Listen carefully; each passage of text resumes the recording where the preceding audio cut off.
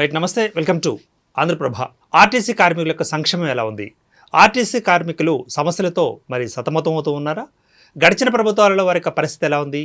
ఇప్పుడు ఈ ప్రభుత్వంలో ఎలా ఉంది? రేపు మాపు ప్రవేశపెట్టబోతున్న బడ్జెట్లో వారికి దక్కాల్సిందెంత, దక్కిందెంత, మరి కోటా ప్రకారమే వారికి వడ్డింపులు జరిగాయా లేదా అన్న అంశాలు ఇప్పుడు మనం చర్చించుకోబోతున్నాం. మనతో పాటు సిద్ధంగా ఉన్నారు staff and workers federation for RTC general secretary VS Rao గారు. ముందుగా మనం వారిని ఇన్వైట్ చేస్తున్నాం. విఎస్ రావు గారు, నమస్తే అండి. నమస్కారం అండి. రైట్ అండి, మరి మీ రవాణా వ్యవస్థ నడిస్తేనే అన్నీ కూడా సవ్యంగా నడుస్తాయి, అన్ని పనులు మేము చేసుకోగలం. ముందుగా మీకు శుభాకాంక్షలు అండి. మరి బడ్జెట్ కూడా రాబోతున్న క్రమం మనం చూస్తున్నాం. బడ్జెట్ వడ్డింపు ఎలా ఉండబోతుంది అంటారు? బడ్జెట్లో మీ కేటాయింపు ఎలా ఉండబోతుంది అంటారు? గత ప్రభుత్వాల అనుభవాలు చూసినప్పుడు ఆ ప్రభుత్వాలు ఆర్టీసీని పాడిగేదలాగా చూస్తున్నాయి తప్ప దానికి కేటాయింపులు చేసి దాన్ని బ్రతికించాలి, దానికి అవసరమైనన్ని ఇవ్వాలనే పద్ధతిలో ఎక్కడ లేదు. ఓకే, అది గత తెలుగుదేశం అధికారంలో ఉన్నప్పుడు ఉమ్మడి రాష్ట్రంలో కానీ, ఆ తర్వాత వచ్చిన ప్రభుత్వాలు కానీ, తెలంగాణ ఏర్పడిన తర్వాత వచ్చిన బీఆర్ఎస్ ప్రభుత్వం కానీ, ఇప్పుడు కాంగ్రెస్ ప్రభుత్వం కానీ, మొత్తం ప్రభుత్వాలన్నీ కూడా ఆర్టీసీని పాడిగేదలాగా చూస్తున్నాయి. పిండుకోవడానికి పనికి వస్తుంది తప్ప దీనికి మనం ఇవ్వాలనే ధోరణి లేదు. బహుశా ఈ బడ్జెట్లో కూడా అంతే ఉంటుంది అనేది గత బడ్జెట్ చూసినప్పుడు కూడా అంతే ఉంది. అంటే విఎస్రావు గారు, మీరు పాడిగేది అన్నారు కదా, మరి గేదెకు లేదా పశువులకు మనం ఎంతో కొంత గడ్డి వేస్తాం, ఎంతో కొంత తౌడు వేస్తాం, ఎంతో కొంత చిట్టు తౌడు వేస్తాం, ఇవన్నీ వేసిన తర్వాత పాలు పిండుకోవడం జరుగుతుంది కదా, మరి వాటిదే మన సంక్షేమం అనుకోవచ్చు అంటారా?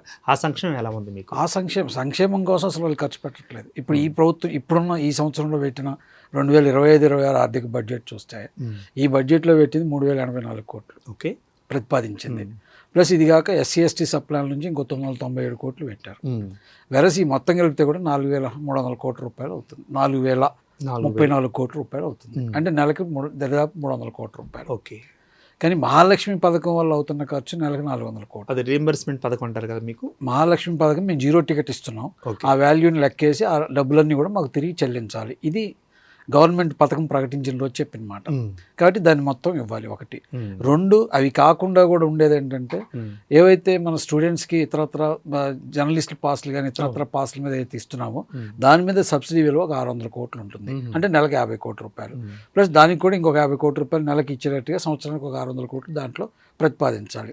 ఇవి కాకుండా ఇది రీఎంబర్స్మెంట్స్, కేవలం రీఎంబర్స్మెంట్సే 5000 కోట్లు పైచిలకు రీఎంబర్స్మెంట్ కింద ప్రభుత్వం పెట్టాలి. కానీ పెట్టింది 4000 కోట్లు. అంటే 1000 కోట్ల రూపాయలు ఇక్కడ బొక్కుంది, రీఎంబర్స్మెంట్ మీదనే బొక్కుంది. ఇక రెండో విషయం, ఇంతకు ముందు నుంచి జరుగుతుంది, ఇప్పుడు కూడా గత 10 ఏళ్లుగా చూసినప్పుడు, తెలంగాణ వచ్చిన తర్వాత 10 ఏళ్లుగా చూస్తే ఆర్టీసీ కొత్త బస్సుల కొనుగోలు కోసం ఒక్క పైసా బడ్జెట్లో కేటాయించలేదు 10 ఏళ్ల నుంచి కూడా. అదేంటండి, మరి రేవంత్ రెడ్డి గారు 600 సమాఖ్యలకు బస్సులు కొన్నారు. 600 మహిళా మండల సమాఖ్యల ద్వారా బస్సులు సమకూరుస్తామని చెప్పారు.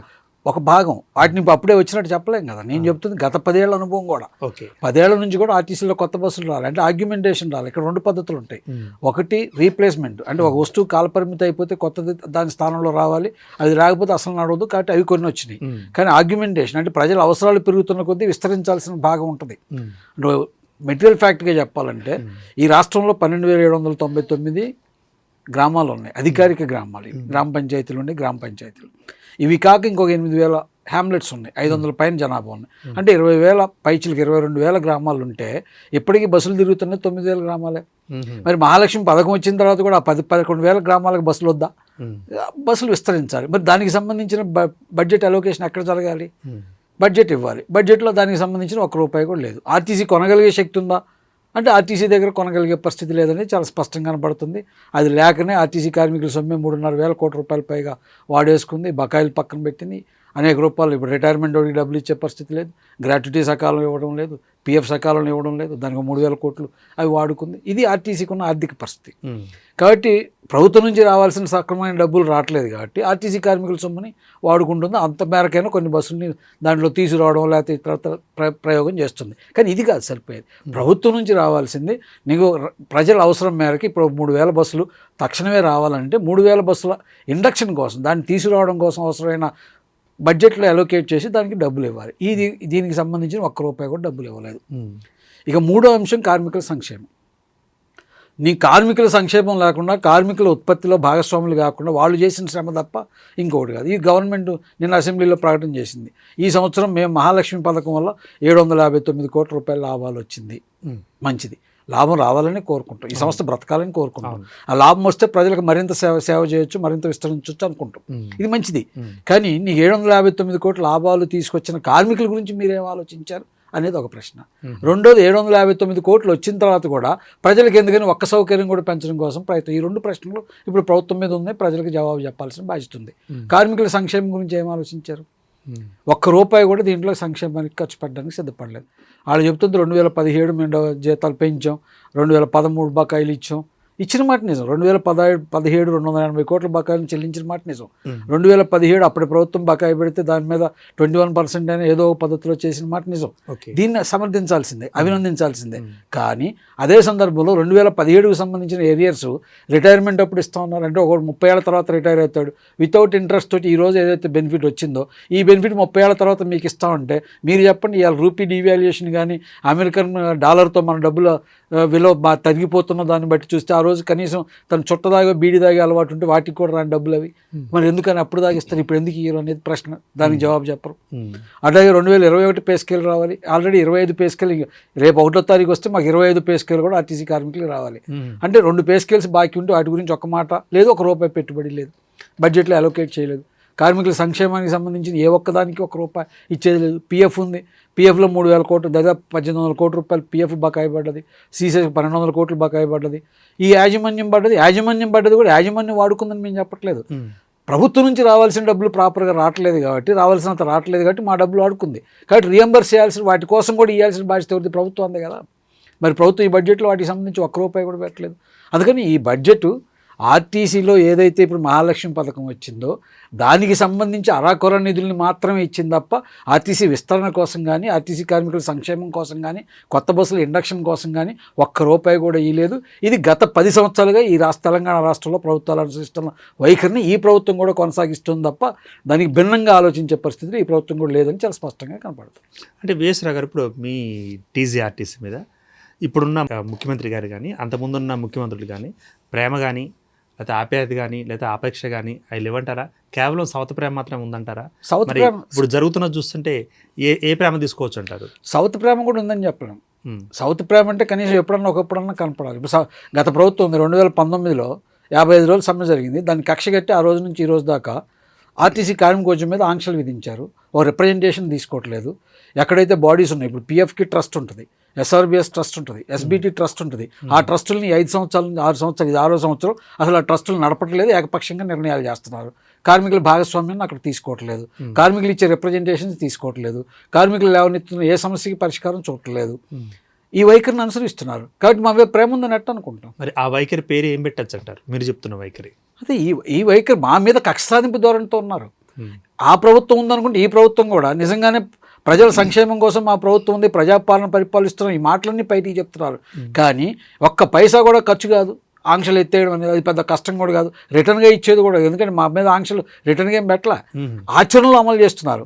ఇది కూడా ఒక మాట అధికారులు చెప్పేసి కార్మిక సంఘాలతో లైజాన్ మెయింటైన్ చేయండి, ఇంతకుముందు ఏదైతే ఉన్నా ఎన్నికలు నిర్వహించండి, మెజారిటీలో ఎవరైతే వస్తారో వాళ్ళతోటి నీ లైజాన్ గతంలో కొనసాగించిన ఇండస్ట్రియల్ డిస్ప్యూట్ యాక్ట్ అయితే ఐడి యాక్ట్ చెప్తుందో దాన్ని అమలు చేయమని చెప్పడానికి ఒక మాట చెప్పడానికి వచ్చే ఇదే ఉంది. దానికి పైసలు ఖర్చు అయ్యేది కూడా ఏం లేదు. కానీ దాన్ని చేయడానికి కూడా ఈ ప్రభుత్వం కూడా సిద్ధపడలే. 16 నెలల ఆల్రెడీ రేపైతే 16 నెలలకు అడుగు పెడతాం. ఈ 16 నెలల కాలంలో ఈ ప్రభుత్వం కూడా పని చేయట్లేదు. గత ప్రభుత్వం 5 సంవత్సరాల పాటు అదే నిర్బంధాన్ని కొనసాగించింది, ఆ నిర్బంధాన్ని ఈ ప్రభుత్వం కూడా కొనసాగిస్తుంది.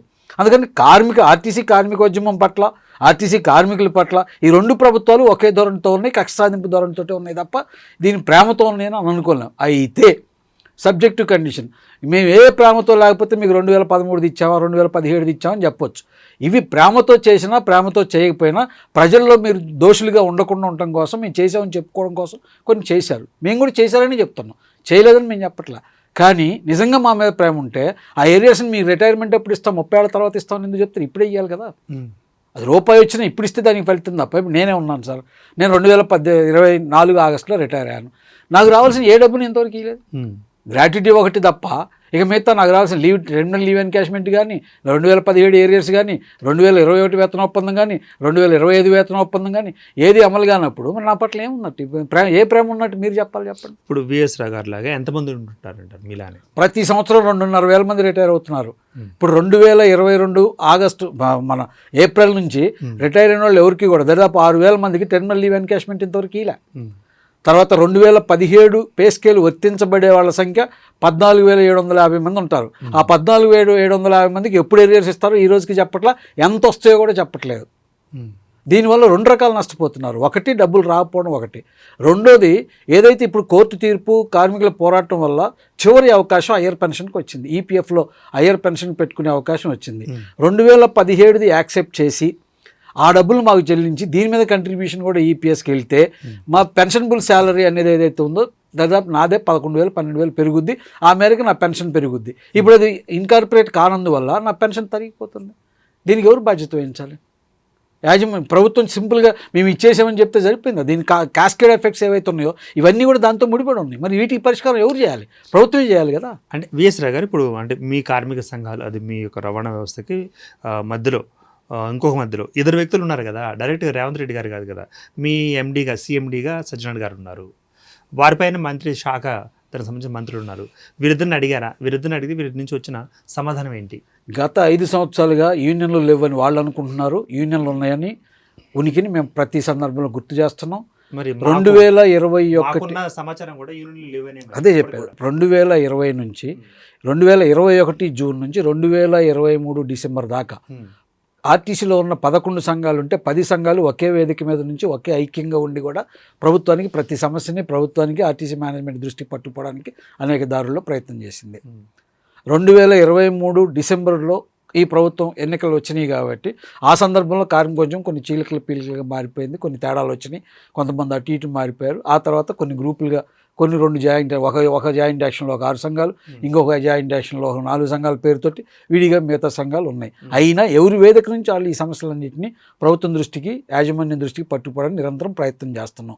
అయితే ప్రభుత్వ వైఖరిలో మార్పు రాకుండా ఆర్టీసీ యాజమాన్యం కూడా ఏం చేయలేదు. ఉదాహరణకి ప్రభుత్వాల్లో మార్పు ఉంది కదా, గత ప్రభుత్వం, అంతకుముందు ప్రభుత్వం, ఇప్పుడు ఉన్న ప్రభుత్వాలు అయితే మారుతున్నాయి. ప్రభుత్వం మారింది, ముఖ చిత్రం, మీ సమస్యలు ఎందుకు మారట్లేదు అంటారు? ప్రభుత్వం మారింది, ప్రభుత్వం పాలించే వాళ్ళు మనుషులు మారారు, కానీ విధానాలు మారలేదు.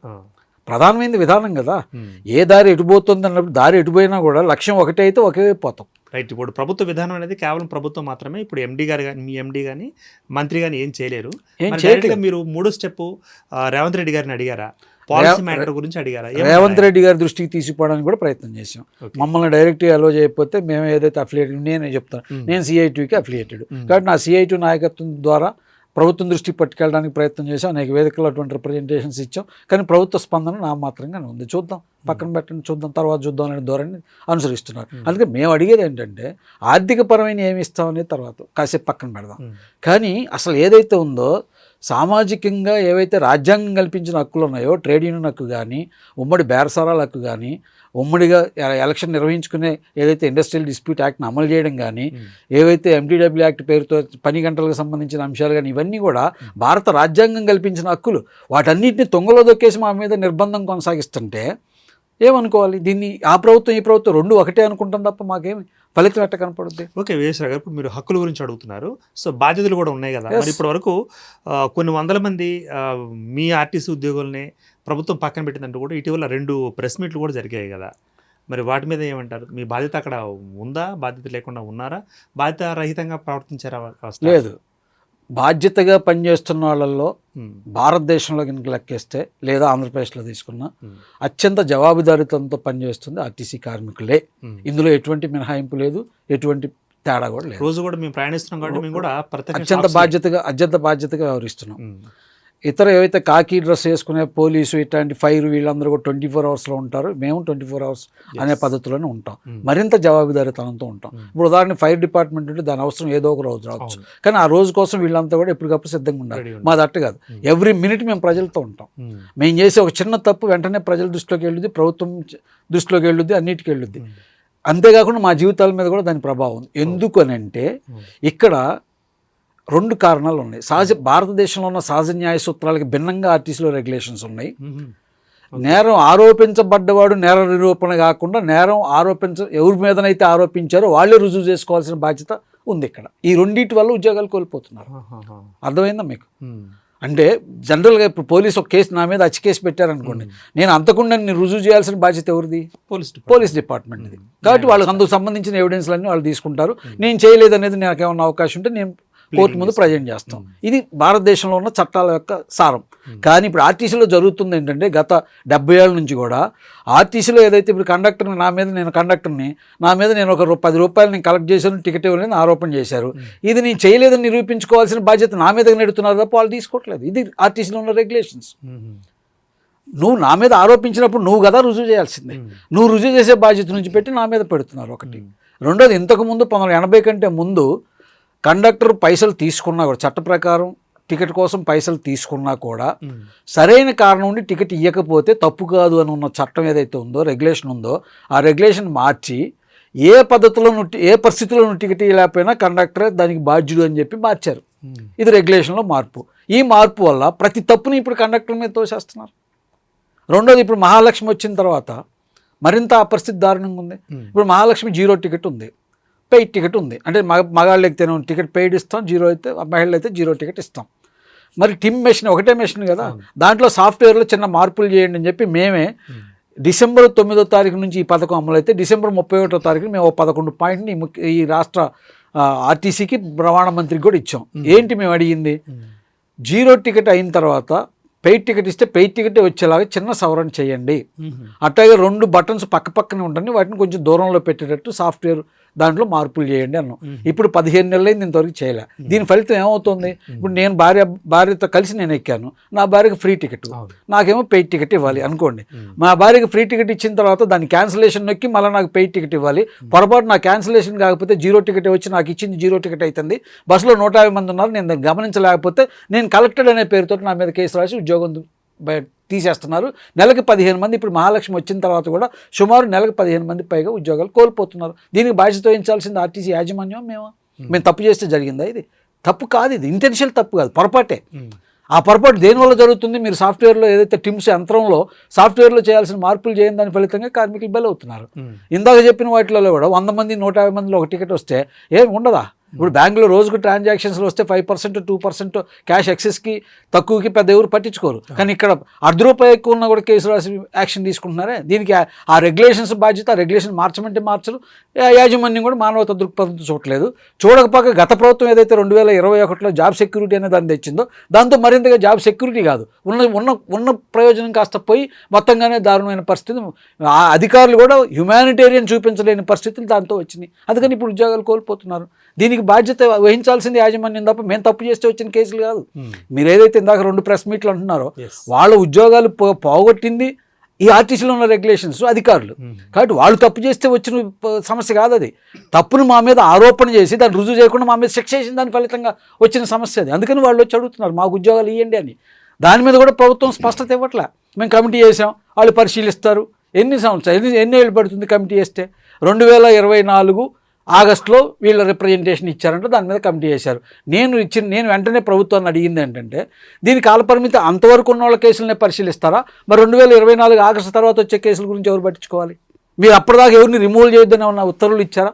ఆర్టీసీ యాజమాన్యానికి ఏమన్నా 2024 ఆగస్టు తర్వాత మీరు ఎవరిని రిమూవ్ చేయదు, కేసులు పెండింగ్ పెట్టండి, ఇవి పరిష్కారం అయిన తర్వాత ఒక డైరెక్షన్ ఇస్తామని ఏమని చెప్పారో చెప్పలే. రోజు రెగ్యులర్గా అయ్యేవాళ్ళు అయితేనే ఉన్నారు. నెలకు 15-20 మంది ఉద్యోగాలు కోల్పోతున్నారు, వాళ్ళ కుటుంబాలన్నీ వీధిని పడుతున్నాయి. మరి దీనికి పరిష్కారం చూపాల్సింది ప్రభుత్వం, ఆర్టీసీ యాజమాన్యం. ఈ ప్రయత్నం ఏం చేయట్లేదు. అందుకని వాళ్ళు తప్పు చేశారనేది కాదు, మేము నిజాయితీగానే ఉన్నాం. ఇప్పటికీ కూడా ఆర్టీసీ లాభాల్లోకి వచ్చిందన్నా లేదు, ఏ పద్ధతిలో ఉన్నా ఈరోజు రోజుకి 60 లక్షల మంది ప్రయాణికులతో మా ఉన్న సిబ్బంది 9,000 మంది 10,000 మంది కండక్టర్లు 14,000 మంది డ్రైవర్లు రోజు సర్వీస్ చేస్తూ వాళ్ళతో చేస్తున్నారు. ఒక్క ఘటన చిన్నది ఎక్కడో ఒకటి తప్ప అసలు ఏ ఘటన కూడా లేకుండానే మేము చేస్తున్నాం. మేము నిజాయితీగా ఉన్నట్ట లేనట్టు. కానీ అంటే విఎస్ రావు గారు, ఇప్పుడు మీరు చెప్తున్న ప్రకారం వింటూ ఉంటే ఇది బ్రిటిష్ రూల్స్ అనుకోవాలా, లేకపోతే మిలిటరీ రూల్స్ అనుకోవాలా, లేకపోతే పోలీస్ రూల్స్ అనుకోవాలా? బ్రిటిష్ కంటే దారుణమైనవి అవి. మేము అందుకని దుర్మార్గమైన ఈ రెగ్యులేషన్స్ మార్చకుండా ఆర్టీసీలో కార్మికులు బ్రతకలేరు. ఇది ఒక పద్ధతి. రెండోది, అసలు అంత దుర్మార్గంగా ఉన్న రెగ్యులేషన్స్ అట్టబెట్టి ఇప్పుడు గత 6 సంవత్సరాల నుంచి అసలు కార్మికోద్యమం మీదనే నిర్బంధం కొనసాగిస్తున్నారు. ఎక్కడైతే ఎగ్జిట్ అవ్వాలో కార్మికుడికి ఎగ్జిట్ అయ్యేదేంటి కార్మిక సంఘం. తన సమస్య వాళ్ళ రిప్రజెంటేటివ్ చెప్పుకుంటాడు, దాన్ని అధికారి దృష్టికి పట్టుకెళ్తాం, దాని పరిష్కార వేదిక. నిజంగా ప్రజల సంక్షేమం కోరుకునే ప్రభుత్వం అయినా యాజమాన్యమైనా కోరుకోవాల్సింది ట్రేడ్ యూనియన్ వ్యవస్థ ఉండాలని కోరుకోవాలి. ఎందుకంటే దే ఆర్ ద ఎస్కలేటర్స్. యాజమాన్యానికి కార్మికుడి మధ్యన వీళ్ళే అనుసంధానకర్తలు. కాబట్టి వాళ్ళు సక్రమంగా ఉంటే అది సక్రమంగా పనిచేస్తే యాజమాన్యానికి సమస్యలు తగ్గుతాయి, ప్రభుత్వానికి సమస్యలు తగ్గుతాయి. కానీ ఆ ప్రయత్నం చేయట్లేదు, ఇప్పుడు చేయకుండా వాటిని మరింత దుర్మార్గంగా చేస్తున్నారు. ఓకే, విఎస్ఆర్ గారు, గతంలో కూడా మనం ఇంటర్వ్యూలో కూర్చున్నప్పుడు ప్రభుత్వం విలీనం చేస్తుంది ఆర్టీసీ అంటూ కూడా అంతకుముందు కూడా మనం మాట్లాడుకున్నాం. మరి ఇప్పుడు విలీనం అయిందా, విలీనం కాలేదా? కాలేదండి, ఇద్దరూ రాజకీయాలే చేస్తున్నారు. రెండు ప్రభుత్వాలు రాజకీయాలు చేస్తున్నాయి. ఉదాహరణకి గత ఎన్నికల కంటే ముందు, అంటే 2000 డిసెంబర్లో ఎన్నికలు వస్తాయని ఊహించి 2023 ఆగస్టులో జూలైలో అప్పుడు క్యాబినెట్ నిర్ణయం చేసింది. ఏమని? ఆర్టీసీని ప్రభుత్వం, ఆర్టీసీ కార్మికుల్ని ప్రభుత్వంలో విలీనం, యాజ్ ఏ ఆంధ్రప్రదేశ్ లాగా ఆర్టీసీని కార్మికుల్ని విలీనం చేస్తామని ముందుకు తీసుకొచ్చారు. మేము మొదటి నుంచి చెప్తోంది ఇది రాజకీయ నిర్ణయం జరగాల్సింది. విలీనం అనేది కార్మికుల కోరికను బట్టి కాదు, రాజకీయ నిర్ణయాన్ని బట్టి చేస్తారు తప్ప మనం అడిగితే చేయడం లేకపోతే ఉండదు. కాబట్టి నిర్ణయం చేశారు, ఆ నిర్ణయాన్ని స్వాగతించి అప్పుడు మేము ఎస్డబ్ల్యూఎఫ్గా చెప్పింది ఏంటంటే దీన్ని అమలు చేయడానికంటే ముందు మా 12 సమస్యలు ఉన్నాయి, ఈ 12 సమస్యలు పరిష్కరించాలి. 1. 2, ఏదైతే విలీనం చేసే క్రమంలో కొన్ని సమస్యలు వస్తే ఆంధ్రప్రదేశ్ అధ్యయనం చేస్తే ఒక 85 సమస్యలు మా దృష్టికి వచ్చాయి. ఈ 85 సమస్యలు కూడా విలీన ప్రక్రియలో పూర్తి కావాల్సినవి, తర్వాత పూర్తి అయ్యే కావు. అందుకని ఈ ప్రక్రియలో సక్రమంగా పూర్తి కావాలి అని అంటే కార్మిక సంఘాల పాత్ర కూడా అక్కడ అవసరం ఉంది. అందుకని మీరు ఏదైతే విలీన కమిటీ అంటారో ఇంకోటి అంటారో ప్రక్రియ మొత్తంలో కూడా కార్మిక సంఘాలను కూడా భాగస్వాములు చేస్తేనే దీనికి న్యాయం జరుగుద్ది. ఆ తర్వాత 4 ఏళ్ల తర్వాత వెనక్కి తిరిగి చూసుకుంటే కాదు, ఇప్పుడు అక్కడ అనుభవం ఉంది కాబట్టి ఇక్కడ అది కాకుండా చేయాలని మేము వినతి పత్రాలు పైనుంచి కిందాక అందరికీ ఇచ్చాం. ఓకే, తర్వాత జరిగిందేంటి? గవర్నర్ మీద ఆరోపణ అన్నారు, అది ఏం జరిగిందో మాకు తెలియదు, లోపల జరగాల్సింది. చలో రాజ్భవన్ కూడా జరిగింది. తర్వాత కన్సెంట్ ఇచ్చింది, September 14th ఆమె కన్సెంట్ ఇచ్చింది, సంతకం పెట్టింది, చట్టం అయిపోయింది. 7/2024 చట్టం అయిపోయింది. ఆ చట్టం పక్కన పెట్టారు. 7/2023 చట్టం అయింది, పక్కన పెట్టారు. ఎందుకు పక్కన పెట్టారు? వాస్తవంగా ఎన్నికలు వచ్చింది October 20 తర్వాత, September 14 సంతకం పెట్టిన తర్వాత దాన్ని అమలు చేయడానికి కావాల్సిన ప్రక్రియను పూర్తి చేయడం 4 రోజుల్లో చేయడం పెద్ద కష్టం కాదు. ఆ ప్రభుత్వం చేయలేదు. ఎందుకు చేయలేదంటే ప్రభుత్వం, నా వ్యక్తిగత అభిప్రాయం, ప్రభుత్వానికి ఇంకా అప్పుడు విలీనం చేయడం వల్ల వచ్చే లాభం ఏం లేదు, మనం ఏం ఉండే పరిస్థితి ఏం లేదు కాబట్టి పక్కన పెట్టండి అని చెప్పి పెట్టేశారు. అయిపోయింది, అది రాజకీయ నిర్ణయం, అది పక్కకు పోయింది. ఈ ప్రభుత్వం హామీ ఇచ్చింది విలీనం చేస్తామని చెప్పి, ప్రభుత్వం హామీ ఇచ్చిన తర్వాత ఇప్పుడు అమలు చేయట్లేదు. ఇప్పుడు అమలు చేయకపోవడానికి కారణం ఏంటంటే నాకు అమలు చేయడానికి 5 ఏళ్ల కాలం ఉంది, ఇప్పుడే తొందరపడాల్సిన అవసరం ఉంది. ఇప్పుడేం తొందరపడాల్సిన అవసరం లేదు. రెండోది, మేము ఏదైతే మహాలక్ష్మి పథకం అమలు చేస్తున్నామో ఈ రాష్ట్రంలో ఉన్న మహిళలందరికీ మేము ఇస్తున్న 4,000 కోట్ల పైగా మహిళలకు మేము ఇచ్చామని చెప్తున్నారు. ఈ ప్రభ వెలిగిపోతున్నప్పుడు ఇప్పుడు మేము ఆర్టీసీ విలీనం గురించి ఎందుకు, ఆ భారం మానెత్తిన ఎందుకు వేసుకోవాలనే వైఖరితో ప్రభుత్వాలు ఉన్నాయి. అందుకని ఇప్పుడు కూడా ఈ ప్రభుత్వం అమలు చేయాలన్నా గత ప్రభుత్వం చేసింది రాజకీయంగా తనకు ఉపయోగపడుతుందని అంచనాతో ప్రారంభించింది, ఉపయోగపడదని అంచనాకు వచ్చిన తర్వాత దాన్ని పక్కన పెట్టేసింది. ఇప్పుడు ఈ ప్రభుత్వం కూడా ఇప్పటికిప్పుడే చేయాల్సిన అవసరం లేదు, రాజకీయంగా అది అవసరం లేదు. రాజకీయంగా అవసరం వచ్చినప్పుడు ఈ పవర్ని కూడా ఉపయోగించుకోవచ్చు, పక్కన పెడుతుంది తప్ప ఇంకోటి కాదనేది మా యూనియన్ అభిప్రాయం. అందుకని ఇది పొలిటికల్ డెసిషన్, అమలు చేయాలా వద్దనేది పొలిటికల్ డెసిషన్. ఇప్పటివరకు చట్టం అయింది తప్ప ఆ చట్టానికి అమలు చేయడానికి కావాల్సిన రూల్స్ని ఏదైతే తయారు చేయాలో ఆ రూల్స్ని తయారు చేయడంలో ఎక్కడా కూడా ఆ ప్రభుత్వం నిమ్మకు నీరెత్తినట్టుగా వ్యవహరించింది, ఈ ప్రభుత్వం కూడా అదే ధోరణితో వ్యవహరిస్తుంది. కమిటీలు వేసాం, చర్చలు చేస్తున్నాం అంటున్నారు. ఎవరితో చర్చ చేస్తారు? వాళ్ళకి ఏం అర్థం అవుతుంది? వాళ్ళకి ఆర్టీసీలో ఉన్నోళ్ళ ప్రమేయం లేకుండా, ఆర్టీసీలో ఉన్న కార్మిక సంఘాల ప్రమేయం లేకుండా నిత్యం ఎదుర్కొనే ఏ సమస్యను వాళ్ళు చెప్పగలరు? చెప్పలేరు. కాబట్టి మా భాగస్వామ్యం ఉండాలి. మా భాగస్వామ్యం ఉండాలంటే మళ్ళీ మొదటికే రావాలి, మా మీద ఉన్న ఆంక్షలు ఎత్తేసి మమ్మల్ని వాటిలో ఇన్కార్పొరేట్ చేయాలి. ఆ చేసే ప్రయత్నం ఈ ప్రభుత్వం చేయట్లేదు, గత ప్రభుత్వం చేయలేదు. అందుకని విలీనం అనేది రాజకీయ ప్రక్రియగానే వాళ్ళు చూస్తున్నారు. తమకు లాభం వస్తే చేద్దాం, నష్టం వస్తే పక్కన పెడదాం అనే ధోరణితో ఉన్నారు. ఈ 2 ప్రభుత్వాలు అదే వైఖరితో ఉన్నాయి. గత ప్రభుత్వం అట్లే ఉంది, ఇప్పుడు ఈ ప్రభుత్వం కూడా అట్లే ఉంది. అందుకని స్పష్టత ఇవ్వట్లేదు. ఓకే, విఎస్ఆర్ గారు, ఇప్పుడు 600 బస్సులు లేదా సమాఖ్యలకి ఇస్తాం, వాళ్ళతో నడిపిస్తామంటూ ఆ ప్రాసెస్ ఏంటంటారు అసలు? వాస్తవంగా అది మొదట వాళ్ళు ప్రకటించింది మేము కిరాయికి ఇస్తాం అంటే మండల మహిళా సమాఖ్యల ద్వారా 614 మండలాలు ఉన్నాయి తెలంగాణ రాష్ట్రంలో. కాబట్టి ముందు బేసిక్గా ఒక 600 మండలాల నుంచి మండల మహిళా సమాఖ్యలు ఏవైతే ఉంటే మండలాల సమాఖ్యల ద్వారా మేము బస్సులు కొని ఆర్టీసీకి అద్దెకిస్తామని చెప్పారు. తర్వాత జీవో విడుదల చేసింది మాత్రం అట్లా కాదు. జీవో విడుదల చేసిన దాంట్లో చెప్పింది ఏంటంటే, ఇప్పుడు ఏదైతే మనం బస్సు కొనాలంటే బ్యాంకుల నుంచి అట్టయితే అప్పు తెచ్చుకుంటామో అట్లా కాకుండా మండల మహిళా సమాఖ్యలే బ్యాంకుల నుంచి అప్పు తీసుకొని గవర్నమెంట్ గ్యారంటీ ఉండి మండల మహిళా సమాఖ్యలకి ఆ బస్సుల కోసం కావాల్సిన డబ్బులను అప్పిస్తుంది.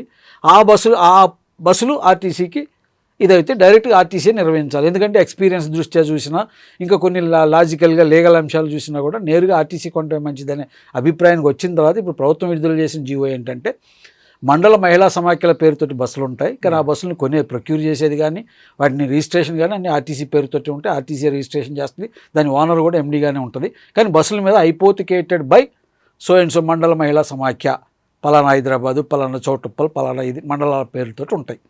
దీనికి వాళ్ళు చెప్తున్న జీవో విడుదల చేసిన దాని ప్రకారం ఏంటంటే, 36 లక్షలు బస్సు ఖరీదవుద్దని.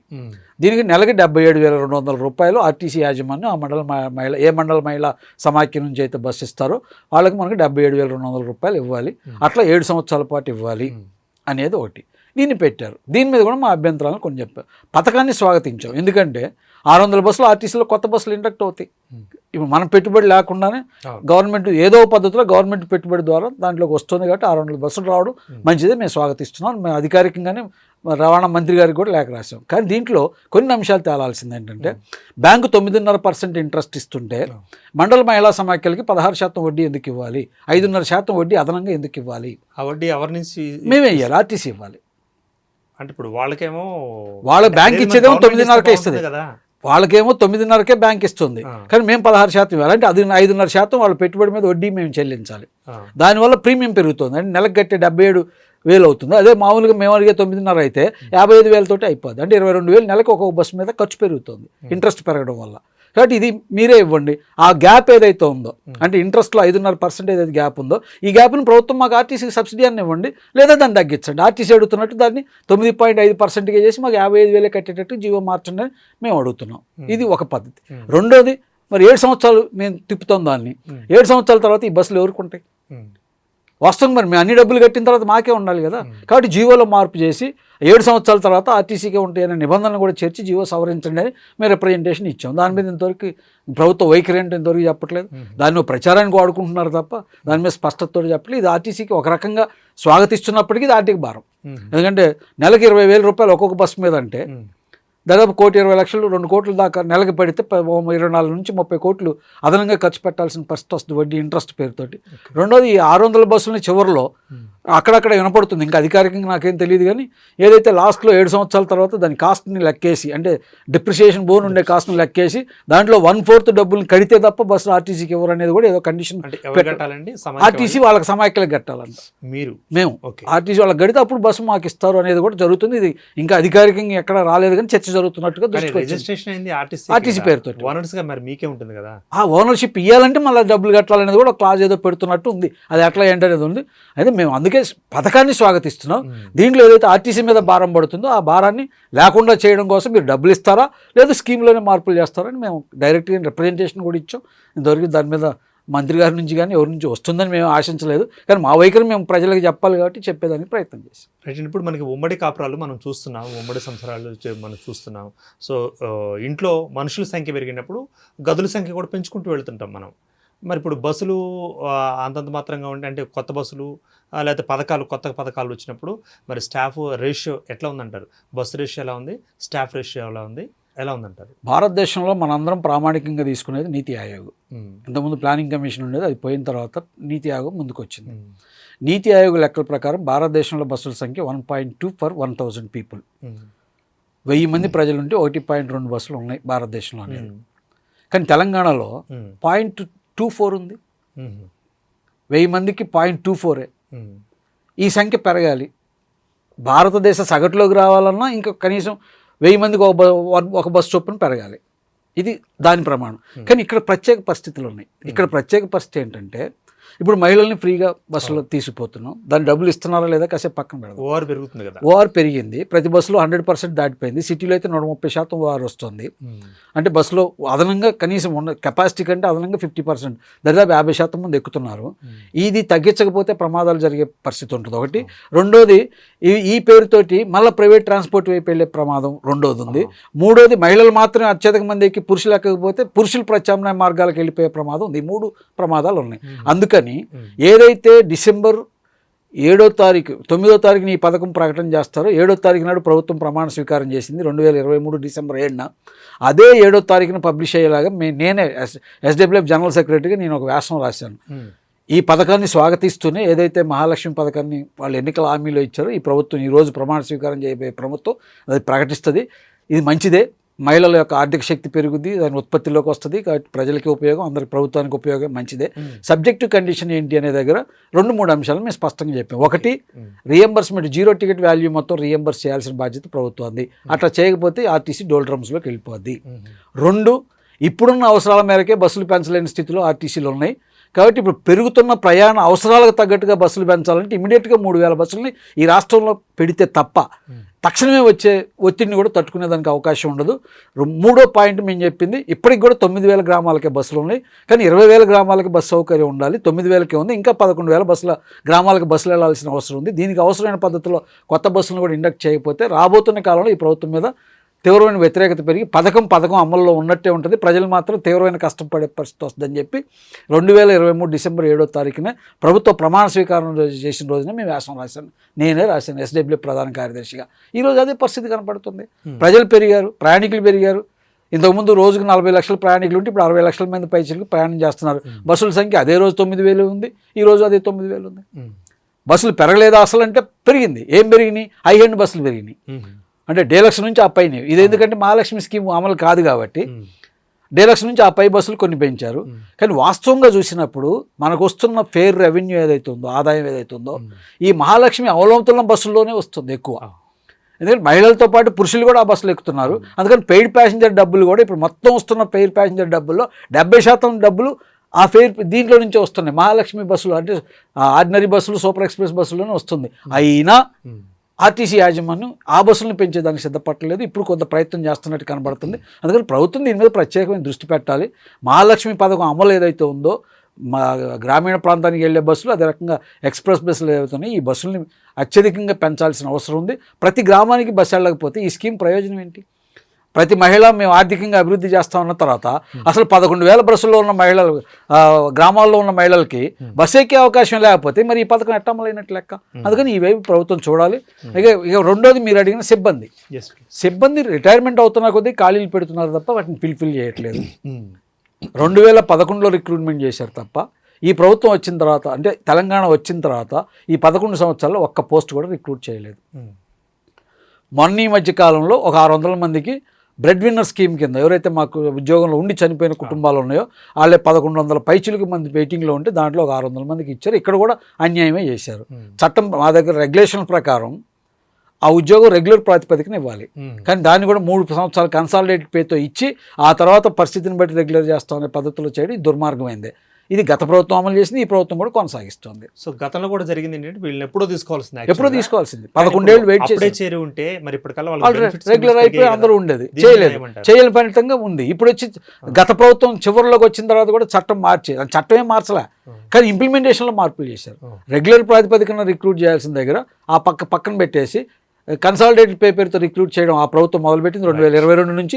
ఈ ప్రభుత్వం దాన్ని కొనసాగిస్తుంది. మొత్తం వచ్చింది 600 మంది. అందుకని వేకెన్సీస్ అట్లనే ఉన్నాయి. 1000 కొద్ది డ్రైవర్లు ఇప్పుడు ఖాళీలు ఉన్నాయి, 1000 కొద్ది పోస్టులు అన్ని ఖాళీ ఉన్నాయి. ప్రమోషన్లు కింద నుంచి వస్తే తప్ప పైకి ప్రమోషన్ వెళ్ళలేరు కదా. ఆ ప్రమోషన్స్లో ఛానల్స్ అంతా కూడా అన్ని కేటగిరీలో ఆ సమస్య ఉంది. ఇప్పుడు ఆఫీసుల్లో ఒకటే అకౌంట్స్ క్లర్క్, ఒకటే పర్సనల్ డిపార్ట్మెంట్ క్లర్క్. ఇంతకుముందు 1+2, 1+3, 1+4 ఉండేవాడు. ఒక సూపర్వైజర్ ఉంటే 4 క్లర్కులు ఉండేవాడు. ఇప్పుడు 1+1 ఒకడే, అన్నీ వాడే చేసుకోవాలి, ఇంకేం లేదు. ఇది సూపర్వైజర్ స్టాఫ్ మీద కూడా ఆ సమస్య ఉంది. ఓన్లీ పెరుగుతుంది, ఉన్నంతలో ఉండాల్సిన పద్ధతిలో ఉంచేది ఓన్లీ అడ్మినిస్ట్రేటివ్ స్టాఫ్ ఏదైతే ఆఫీసర్స్ ఉన్నారో వాళ్ళు మాత్రమే ఫుల్ఫిల్ చేస్తున్నారు తప్ప మిగతా ఏ పోస్టులు ఫుల్ఫిల్ చేయట్లేదు.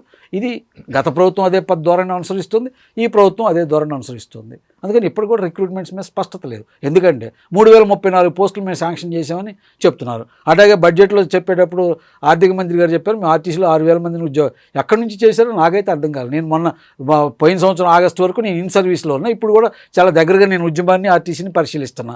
6,000 మంది పైచీలకు రిక్రూట్మెంట్ ఎక్కడ చేశారో మాకు అర్థం కాదు. ఆఫీసులో వేశారేమో, ఆఫీసులో కూడా లేరు, ఎక్కడా లేరు. ఆఫీసులో కూడా కొనారు వెళ్ళిపోతున్నారు. రాత్రి 9 దాకా ఆఫీసులో పనిచేస్తున్నారు, 5 అయిపోయి ఆఫీస్ 9 దాకా కూడా పనిచేస్తున్నారు. చేయకపోతే పని కావట్లేదు. అందుకని ఎక్కడో రిక్రూట్ కాలే, కానీ అటువంటి చెప్తున్నారు. అయింది ఎక్కడో ప్రజలకు చెప్పాలి, మరి ఏ ప్రాతిపదికన చేశారో చెప్పాలి. ఓకే, ఫైనల్గా విఎస్ రావు గారు ఫ్రీ బస్సుల గురించి ఏమంటారు? ఫ్రీ బస్సులు కాదు, ఇప్పుడు వచ్చిన పెద్ద సమస్య ఏంటంటే విద్యుత్ బస్సులు. ఎలక్ట్రికల్ సీరియస్ సమస్యగా ఉంది విద్యుత్ బస్సులు. ఎందుకంటే ఇప్పుడు ఈ ప్రభుత్వం ఏదైతే కేంద్రం ప్రభుత్వం వచ్చిందో 2014లో బీజేపీ అధికారంలోకి వచ్చింది. 2015 నుంచి ప్రత్యామ్నాయ ఇంధనం పేరుతోటి విద్యుత్ బస్సులు తీసుకురావాలని ప్రాతిపదిక మొదలుపెట్టారు. 2019లో అది మొదట వర్కౌట్ అయింది. 15 నుంచి ప్రయత్నం చేశారు, 2019లో వర్కౌట్ అయింది. ఆ వర్కౌట్ FAME 1 అన్నారు, faster adoption of manufacturing and electrical vehicles, hybrid vehicles అని చెప్పి FAME 1 అని చెప్పి పెట్టారు. పెట్టిన దాంట్లో వాళ్ళు ప్రతిపాదించింది ఏంటంటే ఇవి కార్పొరేట్లే తీసుకోవాలి సిస్టమ్. రెండోది మొత్తం బస్సులన్నీ గ్రాస్ కాస్ట్ కాంట్రాక్ట్, ఏమి దాంట్లో నీ ప్రమేయం ఏం లేదు. వాడు కిలోమీటర్ తిప్పిన దానికి కిలోమీటర్ కింద ఆ ప్రైవేట్ కంపెనీకి ఇవ్వాలి తప్ప నీ జోక్యం ఏమీ లేదు, ఉండకూడదు. మూడోది బస్ కాస్ట్లో సగం ఇస్తామని, సబ్సిడీ ఇస్తామని ఇచ్చారు ఫేమ్ 1లో. అట్లా 2 కోట్ల రూపాయల ఖరీదుతో ఉన్నదానికి 1 కోటి రూపాయలు సబ్సిడీ ఇచ్చి ఎలక్ట్రికల్ బస్సులు తీసుకొచ్చారు ఫేమ్ 1లో. మన రాష్ట్రంలో ఏంటని చూస్తే మనం ఎలక్ట్రా కంపెనీ అనే పేరుతోటి ఏదైతే మెగా కృష్ణారెడ్డి గారు ఉన్నారో 40 బస్సులు తీసుకొని అప్పుడు ఎయిర్పోర్ట్కి తిప్పుతున్నారు. ఇది ఒకటి మనకు తెలుసు 2019. ఆ తర్వాత వీటన్నిటి స్పీడప్ చేసేదానికి ఇప్పుడు ఒక 5-6 పథకాలను కేంద్ర ప్రభుత్వం తీసుకొచ్చింది.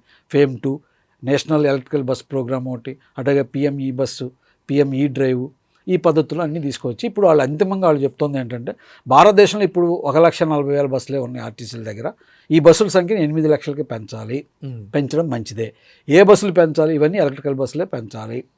రెండోది, ఈ బస్సులన్నీ కూడా జీసీసీ పద్ధతిలోనే ప్రైవేట్ కార్పొరేట్లకు ఇవ్వాలి తప్ప ఆర్టీసీలు నేరుగా కొంటే మేము ₹1 సబ్సిడీ కూడా ఇవ్వమని చెప్తున్నారు. ఈ పద్ధతిలో ఇప్పుడు అన్ని రాష్ట్రాలని ఒత్తిడి చేయడానికి కావాల్సిన ప్రయత్నం చేస్తున్నారు, సబ్సిడీలు ఇవ్వడం కోసం ప్రయత్నం చేస్తున్నారు. దీనికి ఈ తెలంగాణ రాష్ట్ర ప్రభుత్వాలు కూడా, గత ప్రభుత్వం ఈల్డ్ అయిపోయింది, ఇప్పుడు ఈ ప్రభుత్వం కూడా ఈల్డ్ అయిపోయింది. గత ప్రభుత్వం కూడా విధానపరమైన చర్చ 2022 జూన్ 21వ తారీఖు జరిగితే ఈ ఎండి ఇప్పుడు ఏదైతే సజ్జనార్ గారు ఉన్నారో ఆయన కూడా పాల్గొని మా దగ్గర ఇమ్మీడియట్గా కాలం చెల్లిన బస్సులు 3,479 ఉన్నాయి, వీటిని మేము ఇమ్మీడియట్గా ఎలక్ట్రికల్ మారిపోతామని చెప్పి హామీ ఇచ్చి వచ్చారు. అది తెలంగాణ టీఆర్ఎస్ ప్రభుత్వం ఉన్నప్పుడు. ఇప్పుడు కాంగ్రెస్ ప్రభుత్వం వచ్చిన తర్వాత అధికారికంగానే ప్రకటించింది హైదరాబాద్ నగరంలో 2,800 బస్సులు విద్యుత్ బస్సులను పెడతాం, మొత్తం రాష్ట్రం అంతా 9,000 బస్సులు 2030 నాటికి విద్యుత్ బస్సులు చేస్తాం అంటున్నారు. ఈ విద్యుత్ బస్సులను ఎవరి? కార్పొరేట్లే. ఏ కార్పొరేట్లే? భారతదేశ కార్పొరేట్లు కాదు, మల్టీనేషనల్ కంపెనీల కార్పొరేట్లు. అంటే అంతర్జాతీయ సంస్థలు ఏవైతే వస్తాయో వాళ్ళు బిడ్లోకి వస్తారు, వాళ్ళే ఉంటారు. మన దగ్గర ఏమీ లేదు. ఇప్పుడు హైదరాబాద్ అనుభవం కూడా చెప్పుకోవాలి. హైదరాబాద్లో తిరుగుతున్న ఎలక్ట్రికల్ బస్సులు ఉన్నాయి. దానికి ఇప్పుడు కాంట్రాక్ట్ ప్రకారం మేము కిలోమీటర్కి ₹67 చెల్లించాలి. ₹67. రెండోది, హైదరాబాద్ నగరంలో తిరిగే బస్సులకి 2 కండక్టర్లు పనిచేయాలి, ఉదయం ఒకళ్ళు సాయంత్రం ఒకళ్ళు. వీళ్ళ ఖర్చు ఇప్పుడున్న దాని ప్రకారం లెక్కేస్తే కిలోమీటర్కి ₹12, అంటే ఇద్దరికి కలిపితే ₹24. 67 + 24 ₹91 అయింది. ప్లస్ అది కాక ఓవర్ హెడ్స్ ఖర్చు ఇంకొక ₹7 ఉంటుంది కిలోమీటర్కి, అంటే ₹98. మాకు వస్తున్న ఆదాయం ₹56. ₹56 ఆదాయం వచ్చే తోట మేము ఇప్పుడు ఎలక్ట్రికల్ బస్కి ₹98 కట్టాల్సి వస్తుంది. అంటే ఇంకా ₹42 మాకు డిఫరెన్స్ ఉంది. ఈ ₹42 ఎక్కడ తెచ్చి కట్టాలి? అంటే ఇతరత్ర వస్తున్న ఆదాయాల నుంచి తీసి ప్రైవేటు కార్పొరేట్లకి మనం డబ్బులు కట్టాలి. మేము అంటుంది ఏంటంటే ఇప్పుడు రాష్ట్ర ప్రభుత్వాన్ని అడుగుతుంది 2 విషయాలు రాష్ట్ర ప్రభుత్వాన్ని చాలా క్లియర్గా అడుగుతున్నాం. ఒకటి, మీరు కేంద్రం తీసుకొస్తున్న ఎలక్ట్రికల్ బస్సుల పాలసీని మీరు వ్యతిరేకించండి. ఈ పాలసీలో మార్పు చేయమని కోరండి. ఏంటి ఆ మార్పు అంటే, విద్యుత్ బస్సులను నేరుగా ఆర్టీసీలే కొనేలాగా మీరు పథకంలో మార్పులు చేయండి. మీరు ఇచ్చే సబ్సిడీ మొత్తాన్ని ఆర్టీసీలకే ఇచ్చేలాగా మార్పు చేయండి.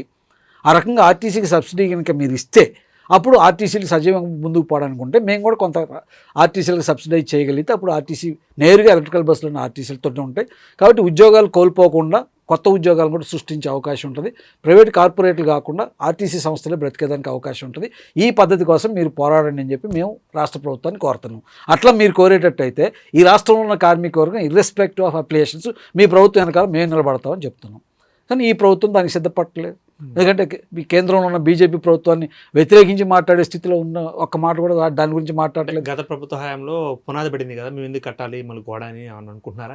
కావచ్చు, ఏదైనా కావచ్చు. కానీ వీళ్ళు అవుతున్నారు. వాళ్ళు ప్రభుత్వం ఆలోచించేది, నేను అనుకునేది ఏంటంటే, నేను ఎందుకు దాంట్లో జోక్యం చేసుకోవాలి? నేను పైసా పెట్టుబడి పెట్టకుండా నాకు బస్సులు వస్తుంటే దాని లాభం ఎవడు పొందితే నాకు ఎందుకు అనే ధోరణి అనుసరిస్తుంది తప్ప ఆర్టీసీలను బ్రతకాలి అని అంటే ఈ పథకంలో మార్పు చేయాలని ఒత్తిడి చేయాల్సిన అవసరం నాకు ఉంది అని చెప్పి ఈ ప్రభుత్వం భావించట్లా. రైట్. బీజేపీకి వ్యతిరేకంగా మాట్లాడడంగా దాన్ని చూడకూడదు. ఆర్టీసీలు బ్రతికించుకోవడం కోసంగా చూడాలి దాన్ని. ఆర్టీసీలు బ్రతికితే ప్రజలకు సేవ చేస్తాయి. కార్పొరేట్లకు ఉంటే ఇప్పుడు ఉదాహరణకి మీ ఆఫీసే ఉంది ఆంధ్రప్రభ అని బయట బోర్డు ఉండి లోపలంతా ఏ కార్పొరేట్ కంపెనీలో కూర్చొని చేస్తే ఆంధ్రప్రభకి ఏం వాల్యూ ఉంటుంది? ఇక్కడ చేసే ప్రతి నష్టం ప్రతి తప్పు ఆంధ్రప్రభ మోయాల్సి వస్తుంది కదా. అట్లాగే ఇప్పుడు ఆర్టీసీ రూపం ఏం కాబోతుందంటే టీజీఎస్ఆర్టీసీని బోర్డు ఉంటుంది, లోపల మాత్రం మల్టీనేషనల్ కంపెనీల కార్పొరేట్సే ఉంటారు. ఇది జరగబోతుంది. ఇది జరిగితే వేల మంది ఎవరైతే ఇప్పుడు సామాజిక పథకాల పేరుతోటో లేకపోతే రూల్స్ ఆఫ్ రిజర్వేషన్ పేరుతో ఉద్యోగాలు పొందిన వాళ్ళు ఉన్నారు, నాలాంటి ఎక్కువ మార్కులతో వచ్చి మేము ఉద్యోగాల్లోకి వచ్చిన వాళ్ళు రేపు ఉద్యోగాలు ఉండవు. అంత కార్పొరేట్ చేతుల్లో బతకాల్సిన పరిస్థితి వస్తే ఇది తప్పు అని చెప్తున్నాం.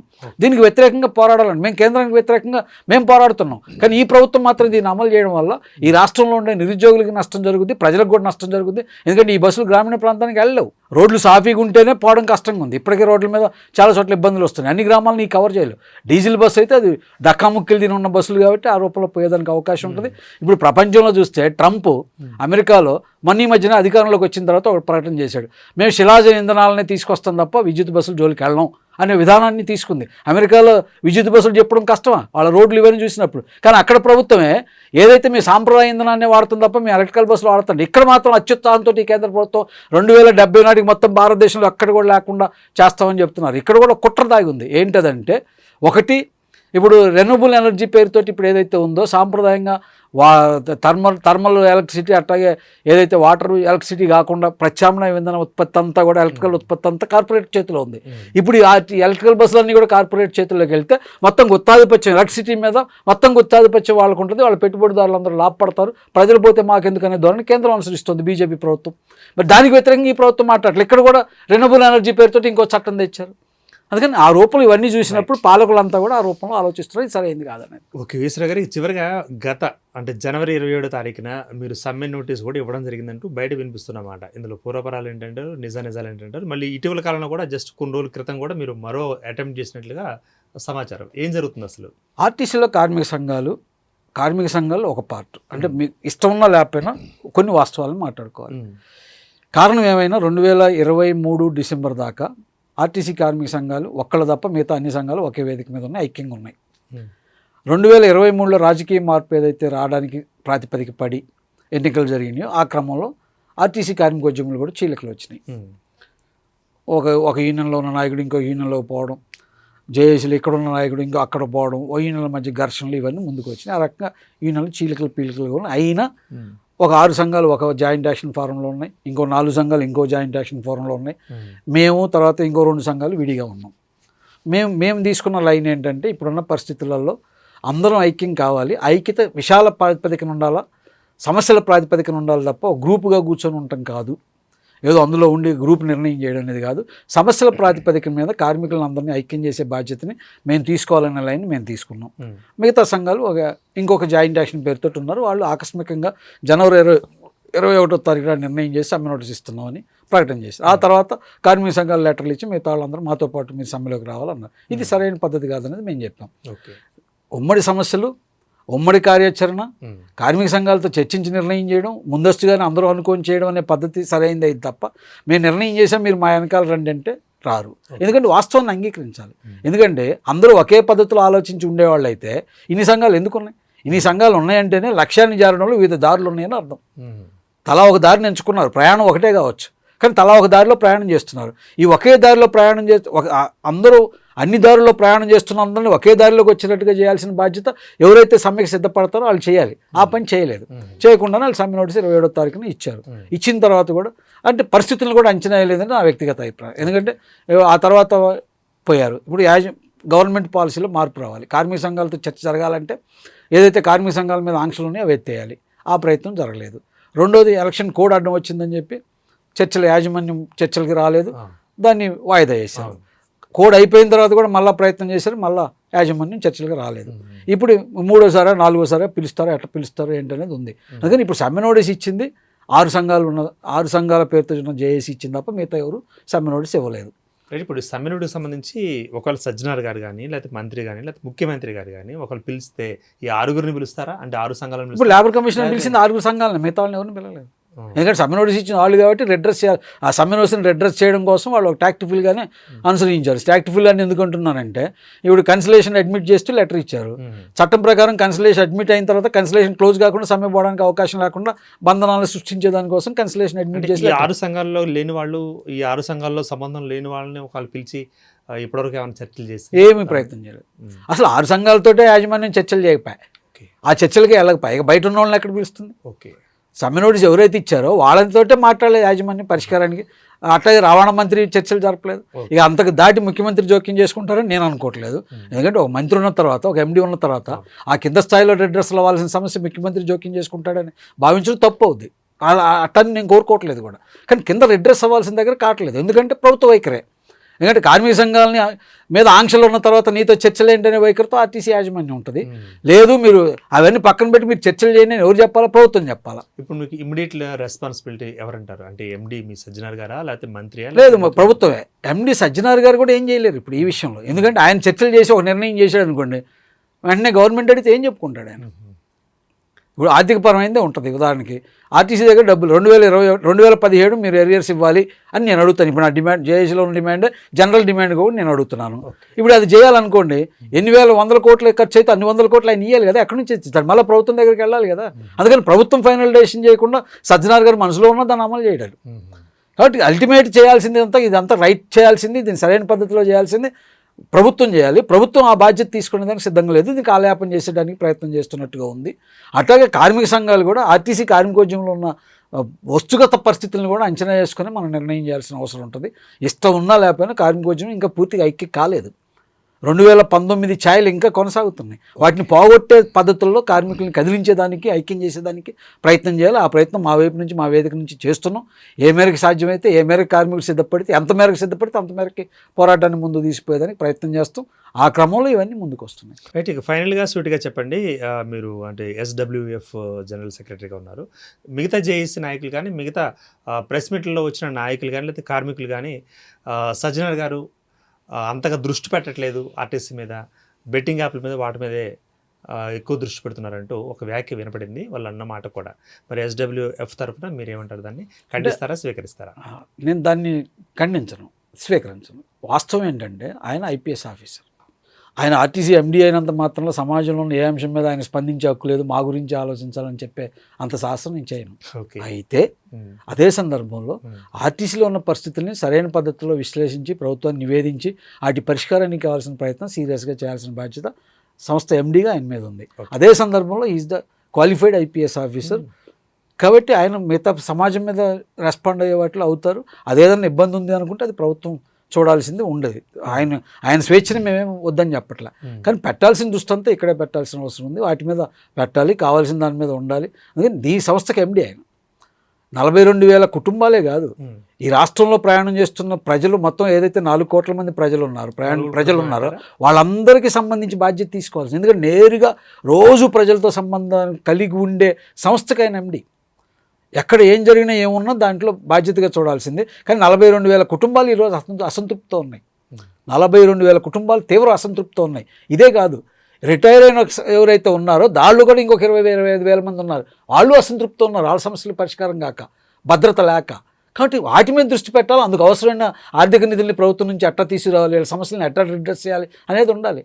నేను స్వయంగా నా రిటైర్మెంట్ సందర్భంలోనే నేను MD గారిని అడిగాను, అయ్యా వచ్చిన వాళ్ళు ఎవరైతే కింద కూర్చుంటున్నారో గతంలో రాచరికాలు ఉన్నప్పుడు గేటు బయట నిలబడాల్సిన పరిస్థితి వస్తుంది. ఎందుకు దీన్ని రిడ్రెస్ చేయడానికి ఒక ఆఫీసర్కి 1 గంట సేపు టైం ఇవ్వండి, ఒక ఆయన పెట్టండి. అట్లా వచ్చిన వాళ్ళు విజిటర్స్ ఎవరన్నా ఉంటే మిమ్మల్నే చూడాల్సిందైతే మీ దగ్గరికి పంపిస్తారు, కింద సరి అయిపోయేదైతే పంపిస్తారు. అటువంటి మెకానిజం పెట్టండి అని చెప్పి నేను ఇప్పుడు 7 నెలల క్రితం అడిగాను. ఈ రోజుకి అది లేదు. ఇప్పటికి కూడా అక్కడ వచ్చి కూర్చుంటున్నారు. ఏది దేవుడి దర్శనం ఎప్పుడెత్తడా వస్తే కాగితం ఒకటి ఇచ్చిపోదామని. నేను అడుగుతుంది ఏంటంటే, నేను ఈ సంస్థలో 30 ఏళ్ళో 25 ఏళ్ళో 20 ఏళ్ళో నేను కష్టపడి పనిచేశాను. నా సమస్య నీతో చెప్పుకోవడానికి వస్తే నీకు నాకు మధ్య ఇంతమంది ఎందుకు? 1 నిమిషం నాకు టైం ఇస్తే అయిపోద్ది కదా. ఎంతోమందితో మాట్లాడుతున్నారు. నేను 30 ఏళ్ళు 40 ఏళ్ళు నేను కార్పొరేషన్కి సేవ చేసిన తర్వాత నాతో మాట్లాడడానికి 1 నిమిషం ఒక అధికారికి టైం ఉండదా? ఆ టైం ఇవ్వండి అంటున్నాను. ఒకవేళ ఈ లేకపోతే రిడ్రెసల్ సిస్టమ్ అని ఒకటి పెట్టండి. అది కూడా పెట్టే పరిస్థితిలో లేరు, దాన్ని అమలు చేసే పరిస్థితిలో లేరు. అందుకని దేవుడన్నా అంటే నేను దేవుడిని నమ్మకపోవచ్చు, కానీ దేవుడన్నా దొరుకుతాడని, కానీ ఈసారి దొరకడే అనే భావం కార్మికుల్లో ఉంది. ఇది దాన్ని బట్టి ఇప్పుడు మీరు అన్న రెస్పాన్స్ అంతా వస్తుంది. మా గురించి పట్టించుకోవట్లేదు, వేరే పట్టించుకుంటున్నారు. దేనికి వస్తుందంటే ప్రయారిటీ మాది కాదు, వేరే ప్రయారిటీస్ ఉన్నట్టుగా కనబడుతుంది. ఆ రూపంలో కాదు, మీరు కార్పొరేషన్లో ఉన్న కార్మికుల్ని, ప్రజల్ని సమర్థవంతంగా నడిపించడం కోసం ఏం చేయాలని వైపు ఆలోచించాలి, అది మేము కోరుకుంటుంది. అందుకని వ్యక్తిగా ఆయన తప్పు ఒప్పు అనే దాన్ని నేను విశ్లేషించట్లేదు.